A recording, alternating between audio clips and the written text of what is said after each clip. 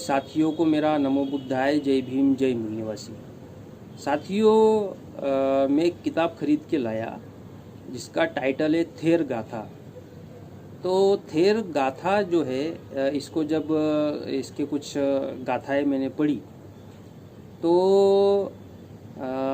मुझे लगा कि छोटी छोटी गाथाएं हैं और उसके ऊपर उसकी जानकारी भी हमारे लोगों को होनी चाहिए। इसलिए उस थेर गाथा के ऊपर भी मैं समय समय पर वीडियो बना के अपलोड करूँगा। तो एक्चुअल में जो थेर गाथाएं है ये बौद्ध साहित्य में जो त्रिपिटक है, उस त्रिपिटक में सुत्त पिटक है, अभिधम्म पिटक, विनय पिटक। तो सुत्त पिटक में 5 निकाय है, दिग्ग निकाय, मध्यम निकाय, संयुक्त निकाय, अंगुत्तर निकाय और खुद्दक निकाय। उस खुद्दक निकाय में थेर गाथा आती है। इसके अलावा थेर गाथा के अलावा एक थेरी गाथा भी है।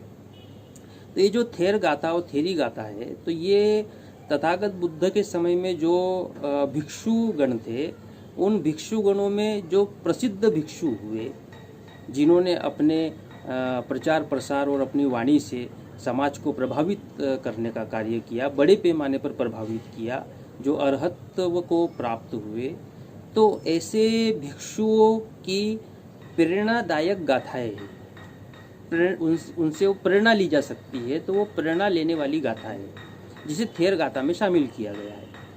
इसी प्रकार बुद्ध का भिक्षुणी संघ था। तो भिक्षुणी संघ में जो भिक्षुणियाँ जिन्हें अरहत्व प्राप्त हुआ और जो प्रसिद्ध हुई, जिनकी वाणी का लोगों में बड़े पैमाने पर प्रचार प्रसार हुआ, लोगों ने उनके वाणी की प्रशंसा की, तो ऐसे जो भिक्षुणियाँ थी, तो उनकी जो प्रेरणादायक कहानियाँ रही या उन्होंने जो प्रेरणादायक जो गाथाएं कही, तो उसको थेरी गाथा में शामिल किया गया। और थेरी गाथा और थेर गाथा ये दोनों खुद्दक निकाय में ही है। तो मुझे तो अभी केवल एक किताब मिली, थेर गाथा। तो एक्चुअल में थेर गाथा का मतलब ये है कि जो भिक्षु थे, वो भिक्षु जब संघ में शामिल हुए और शामिल होने के बाद उनको जो अनुभव प्राप्त हुआ, वैसे तो बहुत सारे अनुभव जीवन में होते हैं, लेकिन उनको जो अनुभव प्राप्त हुआ उसमें जो विशेष अनुभव जो प्राप्त हुआ, तो उसको लेकर उन्होंने गाथाएं कही, बुद्ध धम्म संघ के प्रशंसा में गाथाएं कही। और उन्होंने जो संघर्ष किया, जो अनुभव प्राप्त किया, उस अनुभव को उन्होंने गाथा के रूप में कहा है। तो उन गाथाओं को, उनके अनुभव को की जो गाथाएं हैं, उसको थेर गाथा में शामिल किया गया है।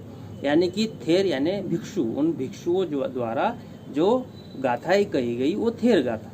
तो उन्होंने क्या कहा होगा, तो उन्होंने अपना अनुभव ही बताया होगा, तो वो थेर गाथाएं है। तो इन थेर गाथा छोटी छोटी सी है, तो इसको भी मैं छोटी छोटी गाथाएं है, तो उसका जो अनुभव भिक्षुओं ने शेयर किया उसको हम समझेंगे, और साथ में उसके पीछे का क्या कारण हो सकता है। और क्योंकि कुछ बातें उसमें ऐसी आपको लगेगी कि काल्पनिक है, लेकिन काल्पनिक नहीं, वो कहने का एक तरीका होता है। उसके पीछे का जो कारण है, जो रियल फैक्ट है, उस रियल फैक्ट को भी जहाँ जहाँ ऐसी आवश्यकता पड़ेगी तो हम उसको भी समझने का प्रयास करेंगे।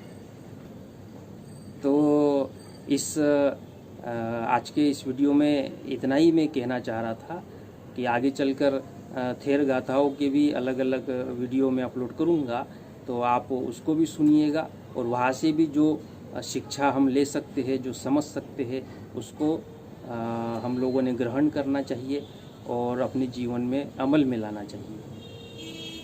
तो यही मैं कहना चाहता था।